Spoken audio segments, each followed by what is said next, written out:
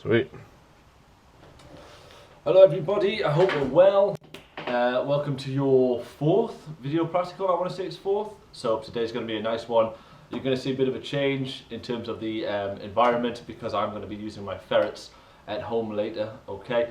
So today we're focusing on mammal health. So we're going to look at visual signs of health, and we're going to use the wallabies as a kind of like a mini behavioural ethogram kind of thing. So we'll have a long video of them and we'll discuss health signs, you know, abnormal, normal, and we'll kind of focus it towards the specific species of the red-necked wallaby, the ones that we have here on site. The second thing that we're going to do is going to be a full health check on a hamster. He's called Houdini. He's lovely. And then the third thing we're going to do is we're going to do the same thing. We're going to do it on my ferrets, and we can see kind of how you can kind of, you know, extrapolate some of what you say for one animal onto another animal, how it all links in, and how it kind of, you know, ties together in terms of for your course overall. So really nice simple session today. Probably not going to be a super long video. There's loads and loads we can go into in terms of mammalian health, but what we're really looking at is doing the basic skills and handling. Now if you remember, we've already gone over like the claw technique of handling. We looked at a mouse a couple of weeks ago, checking the anus genitals, remember the restraint technique. So what I'm going to do is I'm going to do a health check, physical health checks, and then yeah, we'll just crack on with it in that way. So any questions, you remember the email dg05269@eastdurham.ac.uk.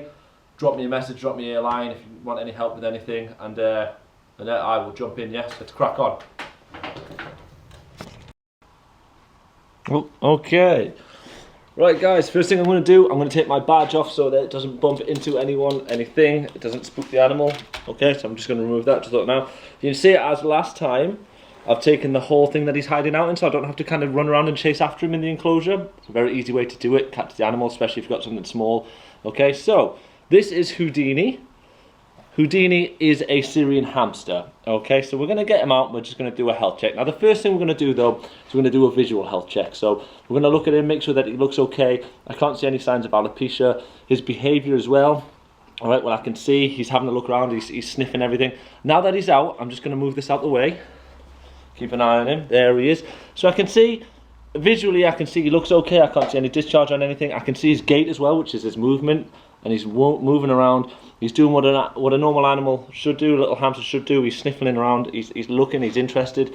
Okay, I'm talking quite loud, so that, not super loud so it scares him, but loud enough that he can hear me. And I'm just giving him a stroke, and I'm making sure that he looks okay. Okay, so after that, what we're going to do is for our health check, we're just going to go start from the top and work our way down. And when I mean the top, I mean we're starting at the nose. Okay, so first thing, let's have a look at him. And if you have to restrain, guys, remember what you can do. Remember the claw, either side, fingers, and I can lift up. There we go. If I had to, okay. Not the best example, but just nice and quick one. But I can see his nose, yeah. No discharge, nothing coming out, no blood, anything like that. If you're ever stuck, blood goes on the inside, okay, everybody? And he's sniffling as well. They've got very tactile feelers as well, okay? Don't be afraid to just have a quick rub of that. And see, he's not pulling away, he's not making any noises, he's not making a chittery noise or a grinding noise, so I can't see any signs of pain. And I can't see any signs of pain from his face as well. Something called the grimace scale, which I think Rachel's going to go over with you, okay? So after that, I'm going to move back to the eyes. Alright, and I'm looking at the eyes. I can't see any discharge, I can't see cataracts. If you can, put that lid down slightly. There we go. Just slightly pull down if you can, alright? Same on both sides. That's it, there we go. Just going to let him do. So just slightly, I can't see any kind of swelling, discharge or anything like that in the eyes. I can't see cataracts, it doesn't look bloodshot. He's very alert as well, his eyes look alert. So we're looking at that in the sense of how is he reacting to things around him. You can see he's looking at and he's zooming in on things. Okay, next after that we're going to look at the ears. And again, look inside the ears. No, I can't see anything moving around in there, no signs of mite. Smell, give them a smell. The ears should not smell like cheese. Okay, that is a sign of infection. If you can smell anything cheesy or just smelling off, okay, then that's a bad sign of infection. Any kind of turned milk or anything like that. Where are you going, buddy? Come here. So I'm bringing him back. Okay, so after this, we've done the whole head apart from the teeth. So I'm going to have a look at the teeth next. Now, hamsters, if you claw restrain them and you turn them over, you'll see their mouth will open. So that's what I'm going to do. Now, remember, when you're doing a claw, 2 fingers on the shoulders and the thumb and your other finger there underneath. Okay, so ready? I'm going to just grab, lift up, and you can see the teeth come out, and I'm just going to pop down. There we go. Did you see? Now the teeth were yellow, that's expected, but they didn't look like they were growing into his jaws. They didn't look like they were broken or cracked or anything like that. Also, I want to feel just underneath his jawline. Can't feel any lumps, bumps, cuts, so no malocclusions, nothing's grown in there, nothing's causing him great pain or anything. One more time, guys, I'll use the other side, okay? Fingers on the top, restrain and lift, and there you go, okay? Put him down. You see, he did squirm a little bit. Not the nice thing for him, but I could see everything I needed to see, okay? So another way to do it is you can just very gently grab the back of the nape of the neck, and you can see the teeth there. There we go. All right, so I could see his teeth there again, and I didn't feel any lumps or bumps or anything. That's okay, buddy. Next, guys, what you're going to do is just run your hand across the body. Always very soft. And I'm looking for any mats of fur, any lumps, cuts, breaking, you know, any swelling, sorry, in the ribs, anything that might suggest a break. Pulling them back slightly. I can't feel any signs of alopecia, no hair loss. He's not pulling away when I try and touch him in certain areas. Feel underneath the belly as well. Belly should be soft. I can just let him run through your hand like that. Belly should be soft, belly nice and soft. All right, there we go. And I can't feel any heat, which is a sign of infection. After this, I'm looking at the back. I'm looking at his stubby little tail. I'll show you. You see his stubby little tail there? Okay. And I'm going to look at his anus and genitals as well. Now, because he doesn't have a tail like the mouse, I'm going to have to pick him up. Just look under. There we go. Do you see how I did it? Much the same as the mouse. I just lift it up and I lift the tail. Okay, look right underneath. And there's no swelling. There's no discharge, no discoloration. Very healthy. Again, these are things you have to Google because obviously the camera's there and I'm just by myself, okay? But if you spin him round, you lift up and you can just see there, genital. Okay, you can have a look there. And the tail's not wet and covered in feces, okay? Which means that he hasn't got something called wet tail, all right? Now that's a very basic health check in terms of starting. We also need to check the feet. So you can just pick up and run your hand across. I can't feel any swelling, no breaking in terms of bones.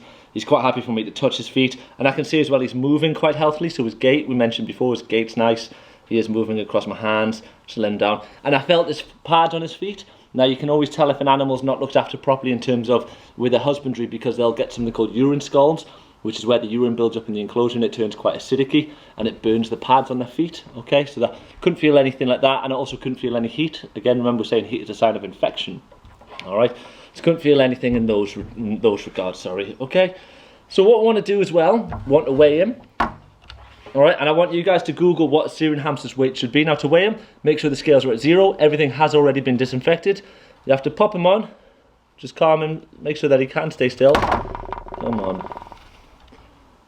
And he is 182 grams, okay? So you've got to be quite quick though, because they will move around and you wait for it just to kind of level itself out. So he's currently at 182 grams, which is a nice, good, solid weight for him, okay?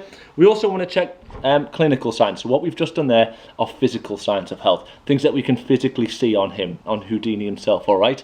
A clinical sign would be something like the weight, which is we can't see. You might be able to do something like the body index score, but it wouldn't give you a perfect weight. So the body index score 1 to 5, I want you to have a look at that. 5 being obese, 1 being malnourished, okay?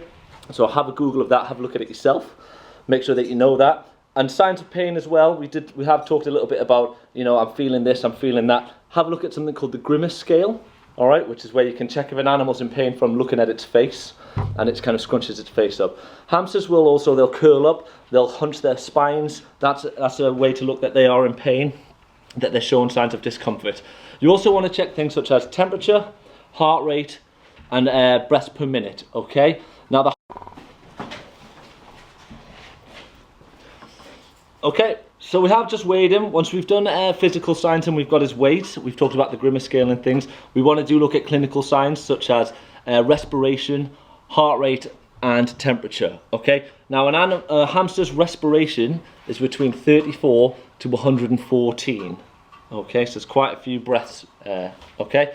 The animal's heart rate can be anything from 250 to 500, so that is a huge number, okay? And we're going to talk about how you get that separately in a second, all right?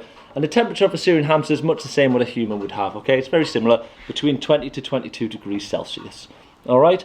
So that was a very quick kind of look into visual, physical, clinical health. We'll go into a little bit more detail about how to get clinical signs of health, how to measure them. Just next, all right, we'll just pop him here. Remember your restraint as well, your handling, the claw technique. So you lift up, I can see his teeth. There we go, I've got him just like that. All right, nice and quick because you don't want to stress him out too much. Make him feel happy, make him feel want if you want. Just make sure if you do pick him up, remember you're over the table, that's it. Okay, so that was a very quick just introduction, nice easy health check on a Syrian hamster. I'm just going to pop him back in his box, and then we can go over things in a little bit more detail next. All right. Alright, so I mentioned about wet tail before on Houdini the hamster. I said obviously you have a look and it's a build-up of runny diarrhea, feces on the back of the animal's tail, builds up around the anus and genitals. And remember I said how we can check, you turn the animal and you can just lift up, check it that way. But other common ailments, alright, so we've done the health check and it was very quick and it was, you know, this is how you do, boom, boom, boom. Okay, but specific health check kind of ailments that we're looking in terms of for rodents and things like that. Disease called snuffles, which is very common in rabbits.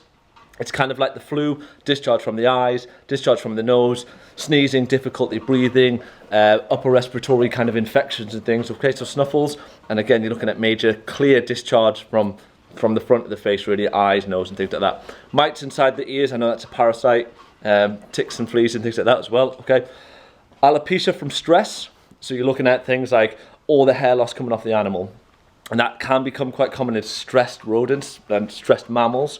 Coatis, if anyone knows what a coatimundi is, have a look at that. There's actually a very famous photo of a coatimundi that's got complete alopecia, and that was due to stress. Looks like a kind of naked little bear thing. Okay. Talking about things like discharge from the genitals and stuff as well. Looking for stuff like fly strike again. Not so much a disease, but issues that can occur. We discussed wet tail. This is kind of going the other way, where feces builds up and flies can lay eggs in and can burrow in and eat the kind of skin around the animal as well. All right, they can get stuff like upset stomachs and food poisoning as well. Beware of this. Okay, so really there's a lot that you can go into in terms of mammal health, lots of diseases. I'm not going to spoon feed them all to you because like I say there's hundreds and hundreds of different ones.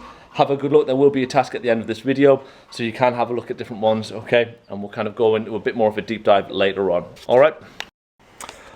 Just thinking, guys, a few other common ailments in mammalian health. Campylobacter, really common, okay? Jotted my memory there. Typically presented in small mammals and things like that. Diarrhea, cramping in the stomach. I mentioned pasteurellosis, which is snuffles. Okay, so pasteurellosis is just the scientific name for it. Sarcoptic mange, linking that to you know, alopecia and things like that. Mange is actually caused by a parasite though, and that can be quite common on mammal health. Okay, and ringworm, a very, very important one for anybody wanting to work in zoos or with animals. Ringworm, it's a fungal infection. Super contagious. If anyone's ever had it, it presents itself as like a small red ring. It's nothing in the middle, it's just the red ring outside, all right? And it's a fungal infection, and that can cause major issues, leading to kind of like severe illnesses. It kind of weakens the immune system, and then it allows other things to come in, all right? So I think for the task, what we'll do is research ringworm, because that is something you will come into contact with at some point, you know, whether it's on you or on an animal, or something that you'll have to deal with at some point. Also, have a research into Campylobacter, okay? That's quite common as well, and that's from contaminated food and things like that, and it's a bacterial infection kind of that grows and grows, and it can enter the bloodstreams and things through while they're eating, okay? Salmonella is the one, I'm just giving you a few examples here now. Salmonella, obviously, kind of cause food poisoning and things like that, again, stomach illnesses and stuff, okay? And yeah, I'm sure Rachel will go into a lot more detail. I'd like you to research the Grimace scale as well, please, and the body mass index. So that's what we'll say for your task, okay? Those two diseases, and the Grimace scale and the body mass index. And these are common things. Just make a quick kind of worksheet on them, and that'll be really great, okay? And again, just send it through to me, dg05269@eastdurham.ac.uk. All right? So what we're going to do now is we're going to move on to the ferrets. It's going to be a bit more comprehensive. I love my ferrets, okay? I do like the hamsters and stuff. That was just a brief kind of start and introduction. The ferrets are really where we're going to go into it and really start going heavy onto it, okay? So I'll see you there. Oops. Okay, everybody, as promised, I did say after the hamster, because it's a nice kind of quick introduction, that I'd do more at home with one of my ferrets. So this is Coda. He's my male ferret. The males are called Hobbs. He's around 1 and a bit, so he's still very young. Now, if anybody's ever worked with ferrets, you will know they are very, very jumpy, very fun, very playful. So get ready for a lot of kind of me pulling him back in while I do a health check. Now, as I mentioned before, this one's going to be a little bit more in detail. Okay, So I'm going to do the physical health check first, and then we'll discuss things after. I'm not going to go over things like diseases. I'll mention sarcoptic mange, salmonella, that kind of stuff. I'm just going to show you the physical health check, okay? So that we have a better understanding of what we're doing. So when we're working with an animal and we're doing a health check, we always start at the front. And when I say that, I mean at the nose. Now remember, some animals have got great vision, some animals have got poor vision, some animals have binocular vision, and some have monocular vision. So if you go from the front though, they can smell you. Now most animals have a very, very strong sense of smell. So when I say start at the front, allow the animal to smell you. Now Coda knows who I am, so he's very playful at the minute. So he knows who I am, he can smell me, he can see me now. And what I'm going to do is I'm going to check the nose. Now it should be moist, not soaking wet, not dry. Should be no discharge, no blood, and he shouldn't pull away in pain when I touch it. So I'm just going to have a feel, hold him. There we go there. So I can feel the moistness and it's not dripping wet. I'm going to check as well, have a look, no blood, no discharge, nothing like that coming out, so that looks good. Now another reason we start at the nose and not at the back is you don't want to be checking anus and genitals where there's feces and urine and potentially other sources of, you know, liquid coming out, and then move into the eyes and the nose and the mouth and things, okay? So start at the front. So after we've done his nose, he's very playful today, we're going to move back to the eyes. Now with the eyes, I'm checking for any discharge, I'm looking for cataracts, I'm looking for bloodshotness, I'm looking for anything in the eyes, okay? So to do that, have a look, if you have to as well. So playing around, okay? Hello. If you have to as well, I'm just going to hold him down, hold the head, pull the eyelid down. Nothing there. Pull the eyelid down, and nothing there as well. And what I did there, guys, I'll just show you. I pulled the eyelid down slightly to have a look underneath at the mucous membrane, and the mucous membrane should be nice and pink, like a salmony colour. And I also looked inside both eyes. I couldn't see anything wrong. There's no kind of cataracts. There's no conjunctivitis, no gunk or anything, no discharge, clear discharge of blood or anything coming out. Okay. Next, we're going to move to the ears, and remember, the skin on the ears is very thin in a lot of animals. God, he's very playful today. They're very thin, so mites and things like that, they love it. So I'm just going to hold him, I'm going to have a look inside the ear, nothing in there, nothing there, and give it a smell. Hey, a little nibble on my nose. Now what I'm smelling for, as I mentioned on the hamster, is any kind of dairy, cheese, egg smells, any infectious kind of smells. I'm also I had my nose right in there, I could feel if there was any heat coming off, which would just be a sign of infection as well, buddy. Alright, you're very nice today, aren't you? I know. Okay. So now that I've done that, what I want to do is I want to check his mouth. So to do this, I'm going to need to restrain him, okay? So I'm going to hold him like this because it just means he's very wriggly. I'm going to hold him just under there, put one hand up, and I'm going to open his mouth. There we go, I can check the canines, the teeth, one side, and do the other side. Hold him, you see I'm using the table as well. Check the teeth, lift his gum up. There we go. Okay, now that is how I would do this with Coda because I know him. If I had someone else, we could do the claw technique. Alright, if I had someone like a keeper with me as well, claw technique, and then we can open him up as well. I use the table and I just held him under his arms, hold his head and lift up. Now you can see he's not a great fan of it. What I should do is have his arm in, but you can see that works just fine for this purpose, and that's because I know this animal. So again, hold him, I've got his feet in, there you go, and I'm lifting the gum, there we go. Now what you can check as well if it's a bigger animal, is you can check the capillary refill time. You push your finger down on the gums, and the salmon pink will turn white, and it should turn to salmon pink again within 2 seconds, okay? Give him a little play, because he's very, very active today, aren't you?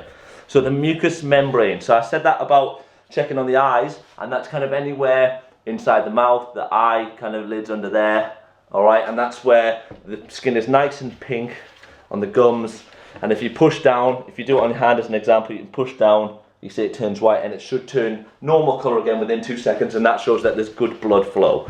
So that is called the capillary refill time, CRT. Okay, get off, you nugget. Next, once I've done that, I'm just going to run my hands across his body. What I'm feeling for here, lumps, cuts, bumps, abrasions, heat, swelling, matted fur, a range of different things. But also, I'm going to stroke him kind of upwards like that, which he loves. You can see, there we go. So I'm just giving him a stroke up. Just right bend down. And what I'm doing here, if he has fleas, which sometimes the animals do get fleas, obviously they are fleas and worms, but it does happen. Flea dirt is coagulated blood, and that's what fleas defecate out. And it feels like grain on the skin, so you can just have a feel around, especially around the belly area. Wonderful. Okay, so having a little feel, looking for little grainy type stuff, and that's dried blood that fleas defecate out. And I can't feel any of that, which is great. Like I say, he is fleeing, he is wormed, all right? You can also part and have a look at the skin. Very wriggly today. Okay, so part the skin and have a feel, all right? So checking the body, that's fine. I can't feel any problems. I can't see any alopecia or anything as well. Remember we mentioned sarcoptic mange. Check the tail, running my hand across. Very gentle. A lot of animals' tails are very, very sensitive. Sort of tail, run it down. That's fine. Next, I'm going to check his legs. Just run your hand across. Okay, that's fine. The movement's good. The joints feel good. You can see I'm pulling them and he's not bothered.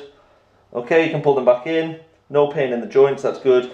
No swelling, nothing going on. Very playful. Use this opportunity to check his pads and his claws, okay? Checking the pads on the bottom, you're looking for something called urine scalds, which is caused by poor husbandry, and that's when urine's left in the enclosure and it turns acidic, and when they stand in it, it burns their skin because their pads are very, very sensitive. So you can check for any cuts, lumps and things like that on the pads as well. Check for feces build-up as well, guys. Sometimes if you've got an animal that the enclosure isn't cleaned out regularly, they get feces stuck in between the toes. Okay, so check for feces as well. And obviously that's a bacterial problem. It can cause infections. So, you're very playful today, aren't you? You've been giving me nips. One thing I did forget, sorry guys, as well, you can check the whiskers. Whiskers are very tactile, so you can just run your hand across. You see, he's not pulling back, there's no pain, there's no swelling in his cheek because of that, okay? And now that we've checked all that, I'm going to check his underbelly. Check the genitals and anus, sorry, but first check his underbelly. You can see I'm just going to run my hand. Again, checking for the same things I would on the body. There's no alopecia, no swelling, nothing going on. Just a boop. Okay, now, anus and genitals. Now, Hobbs, so the male ferret, his penis is situated just there. That's not his belly button, that's his penis. So what I'm looking for swelling, discharge, any kind of liquid build up, sorry. He does live with another female, a Jill. She is castrated, not castrated, she is spayed though, and he is castrated, so there shouldn't be any problems, but still, you know, sometimes you do get leakage coming out, so sometimes that does need to be cleaned up. And then again, anus and genital, I'm just going to hold him, lift the tail, and again, no swelling, no feces build up, nothing along those lines, okay? So that is how we would do a physical health check. It's better if you've got two people with a ferret, because they are very wriggly. You're lush though, aren't you? And you can see he's in very good health. Now we mentioned about the BMA, body mass index. Now he is a big ferret. You can see he's very long. That's my forearm. He is a big ferret, okay? BMI, remember it's 1 to 5. And that just depends on kind of what length they are, how heavy they are. And that kind of gives you a score between, you know, 1 malnourished, 2 underweight, 3 is okay, 4 is overweight, and 5 is obese. He's probably teetering on the 3/4. He is just coming out of winter though, however, and ferrets do put on a lot of weight in the winter. Okay, so he is going to be good. If you're checking BMI, what you need to do is you should be able to feel the ribs, but not see them, and that would be a 3. If you can start seeing the ribs, then that is teetering down to a 1 and a 2. And if you can't feel the ribs, that's pushing up to a 4 and a 5. Okay, sometimes guys, you do see it's 1 to 10. Obviously, you know, you just make the judgment on yourself. If it's 1 to 10, then just double up. So 1, 2, 3, 4, underweight, 5, 6, okay, 7, 8, 9, 10, getting overweight, okay? Now I'm just going to pop him back into his enclosure. He's very wriggly, but that's how we would do a physical health check. I'm going to come over and I'm going to talk to you about doing clinical signs of health as well, okay? Mwah, mwah, mwah.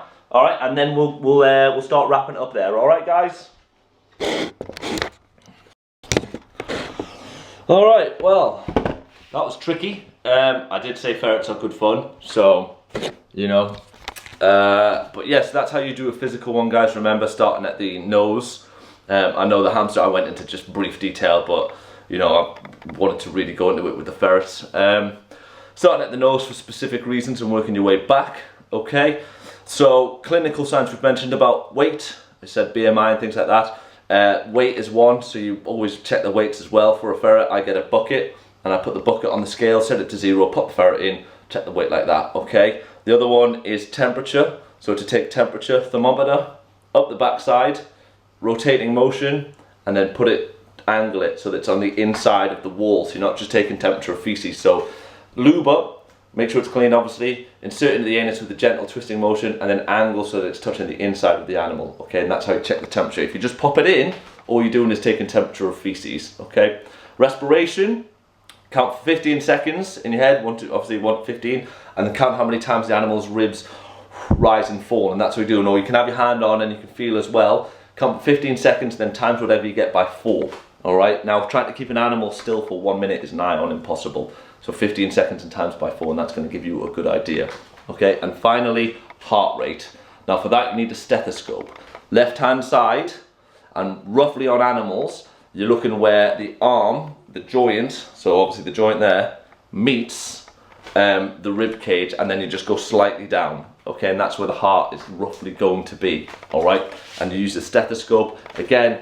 15 seconds. Get someone to count for you if you have to, and count the number of heartbeats. Dum, dum, dum, dum, dum. Okay, and that's how we do it. So temperature, respiration, heart rate, and don't forget about weight as well for clinical signs. Now, don't forget as well, we have behavioural kind of looking, a little behavioural check. We did it with the ferret, because I just got them straight out, but we did with the hamster. Should be, acting fine. Gait as well. And also do your visual check before you just go in and get the animal. Visually, does the animal look okay? Can you see any signs of pain, distress, fear, anything like that? You don't want to be getting them out if you do see things like that, okay? So if you're interested in ferrets, guys, on the YouTube channel, there is a level 2 ferret video I did, which goes into a bit more detail. It's all about introduction to keeping ferrets, and introduce you to all 3. Only if you've got time. If you've got work to do, crack on with that, please. But as always, if there's any questions, any issues, please just contact me, dg05269@eastdurham.ac.uk. Do not worry about the task. I know I put one in at the start. Rachel says don't worry about that. Focus on what she's given you. I agree, okay? If you've got a lot on, do that first, okay? By all means, have a quick research of things like sarcoptic mange, salmonella, brucellosis, pasteurellosis, and things like that, okay? But really focus on the stuff that has to be handed in, all right? Again, any questions, drop me an email, and yeah, I'll see you Friday. All right, cheers guys, bye. So I've just popped this up quickly so you can see the clinical signs of a ferret. They've called it vital statistics. So now you've had a look at how to do the physical checks, let's have a look at how you fill in a form. So here you can see a mammal health checklist that we use at the unit. So you can see it's got all the areas that we would check, and also some normal and abnormal signs, so clear eyes, is there any discharge, etc, etc. Now it's got the date down on one column, so you can just put in when you've checked it, and then you would put in what you find. Now the important thing to take from this is you never ever ever write okay, fine, or normal. You need to be descriptive, so clear eyes, no discharge. What is okay for one animal, is not okay for another. For instance, one animal might have a limp from an old injury, another might not. You do not put fine and okay, all right? You be descriptive, it's very important. And you see at the bottom, it's got any other comments, all right? Rachel will obviously go into more detail on signs of normal and abnormal and how to fill in health check signs and forms and things like that. But there's an example of what we use here at the unit, all right, guys? So we've now looked a lot at the physical kind of signs of health. We've talked about clinical signs. We've talked about, we've had a look at what's normal and what's abnormal, and I'm sure Rachel will go into a lot of detail in her session on that as well. But one thing we kind of have only touched on is your visual check. So when you're getting the animal out, you need to visually check to make sure that the animal is okay. Is it safe to get the animal out? Is it looking kind of healthy? Is it showing any signs of fear? I've mentioned this with the ferret before. Aggression responses, anything like that, okay? So we're just going to have a quick video of our red-necked wallabies here that we have at the unit. You can see in their enclosure. We've got the 2 up. You see one inside the enclosure. If you have a look, you can see them moving around, and then one basking on the outside enjoying the sun. It was a lovely, lovely day when I recorded this. So what we're looking at here is our visual check. Now these animals look healthy. They look okay, they're not showing any signs that they're going to attack or retreat. Now wallabies are naturally quite timid, so they would run away. But also what we're going to look at is a behaviour kind of check. So, behaviours that we're going to be talking about are things such, oh, here he is, he's just popped out. So we're looking at behaviours such as, is the animal showing any avoidance behaviour? Is he showing any aggression?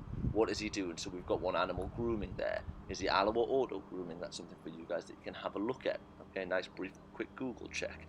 So what are they doing in terms of their behavioural status? Locomotion, feeding, any sexual behaviours, fighting, territory, so territorial behaviours. Are they actually kind of displaying? Is it a warning display or a sexual display? So anything along those lines, all right? And remember, there's also inter and intra-specific behaviours. So for an example, in this enclosure, we also have a Palmer wallaby, which is a smaller species, and they will interact together.